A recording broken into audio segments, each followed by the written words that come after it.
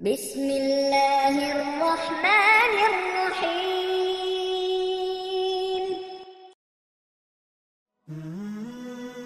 السلام علیکم۔ میں سب سے پہلے یہ کہنا چاہوں گا کہ یہ ویڈیو ہماری ایک چھوٹی سی کاوش ہے۔ اگر آپ کو پسند آئی ہے تو ہمارا چینل ضرور سبسکرائب کریں۔ ہم فیس بک اور ٹویٹر پر بھی ہیں، ان کے لنکس ڈسکرپشن میں ہیں۔ اچھی بات کسی کو بتانا صدقہ جاریہ ہوتا ہے۔ آپ بھی اس ویڈیو کو شیئر کریں، ہو سکتا ہے آپ کے توسط سے کسی مجبور بہن بھائی کا بھلا ہو جائے اور تا قیامت آپ کو اس کا اجر ملتا رہے۔ اس لیے اس ویڈیو کو بہت شیئر کریں تاکہ جو کوئی ضرورت مند ہیں ان تک یہ پیغام پہنچ سکے۔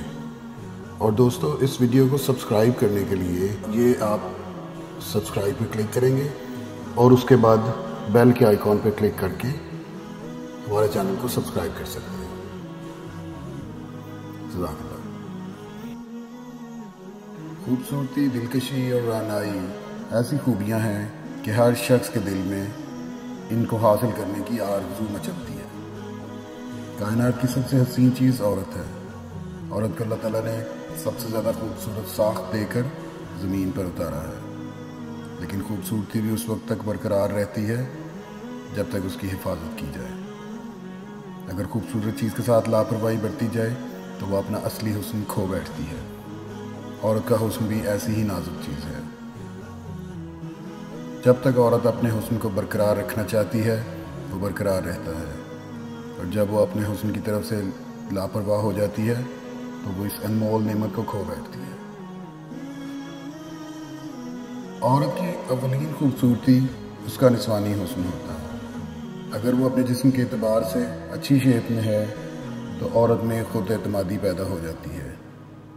اسے اس سے کوئی فرق نہیں پڑتا کہ اس نے قیمتی لباس پہنا ہوا ہے یا معمولی قیمت کا، کیونکہ وہ نسوانی حسن کی دولت سے مالا مال ہوتی ہے۔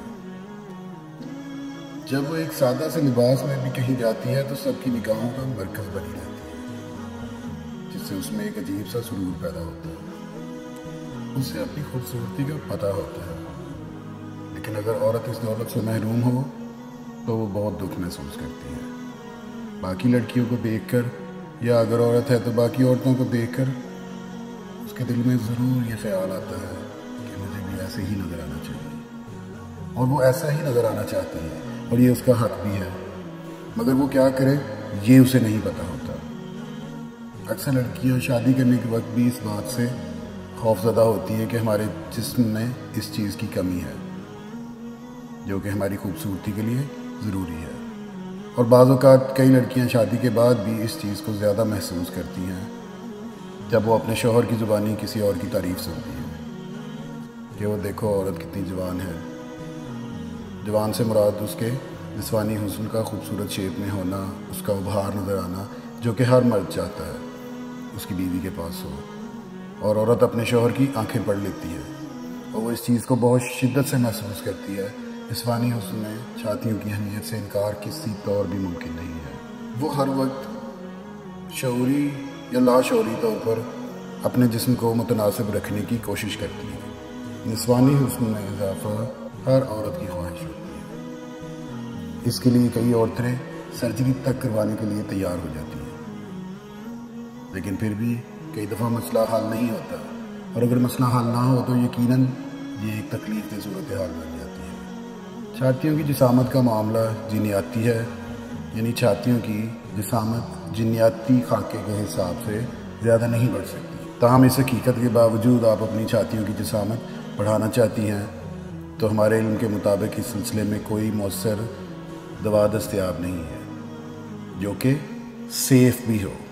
کچھ کریمیں وقتی طور پہ آپ کو ایک ایسا فائدہ دیں گی کہ آپ کو پتہ لگتا ہے کہ یہ اکڑاؤ آ گیا ہے ان میں، وہ سخت ہو گئے ہیں، تاہم چند دنوں کے استعمال کے بعد ان کا نقصان شروع ہو جاتا ہے، اور اگر آپ باقاعدگی نہیں رکھتے تو اور کئی مسئلے مسائل شروع ہو جاتے ہیں۔ لیکن خدا تعالیٰ کا نام ایک ایسی چیز ہے کہ جو آپ باقاعدگی سے اگر اس کا ورد کرتے جائیں اور تیل پہ دم کر کے اس کی مالش کریں تو آپ اس خوبصورتی کو پا سکتے ہیں جو سرجری سے بھی حاصل نہیں ہو سکتی۔ عورتیں گھر کے کاموں میں سے اگر تھوڑا سا ٹائم نکال لیں تو وہ سب کچھ پا سکتی ہیں جو کہ ان کی خواہش کے مطابق ہے۔ اور پھر ان کو دوسری عورتوں کو حسرت بری نگاہ سے دیکھنے کی ضرورت بھی نہیں ہے کہ کاش میں بھی ایسی ہو جاؤں، اور وہ اپنے شوہر کے دل پر بھی راج کریں گی، کیونکہ اب وہ کسی اور کی طرف نظر اٹھا کر بھی نہیں دیکھے گا، کیونکہ آپ جو اس کے ساتھ ہوں گی اور وہ بالکل ویسی ہی نظر آ رہی ہوں گی جیسی کہ وہ دوسری عورتوں میں تلاش کرتا ہے۔ اب وہ صرف آپ کو ہی اپنی نگاہوں کے سامنے رکھنا چاہے گا۔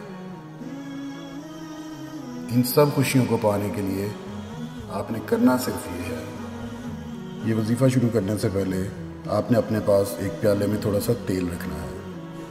وظیفہ شروع کرنا ہے آپ نے درود ابراہیمی سے، اول و آخر 11 بار درود ابراہیمی، اس کے بعد 121 مرتبہ یا ماجدہ، یہ آپ کو اسکرین پہ بھی نظر آ رہا ہوگا، یہ پڑھ کے آپ نے اس تیل پہ پھونک دینا ہے۔ یہ آپ رات کو عشاء کی نماز کے بعد بھی کر سکتے ہیں، فجر کے بعد بھی، جیسے آپ کو ٹائم ملے۔ رات کو سونے سے پہلے جب آپ سونے لگیں سارے کاموں سے فارغ ہو کے پھر اس تیل کی مالش کریں، انشاءاللہ 11 دن میں آپ کو فرق نظر آنا شروع ہو جائے گا۔ جیسے جیسے آپ کو فرق نظر آتا جائے آپ ہمیں کامنٹ کریں، ہمیں میسج کر کے بتائیں۔ اللہ حافظ۔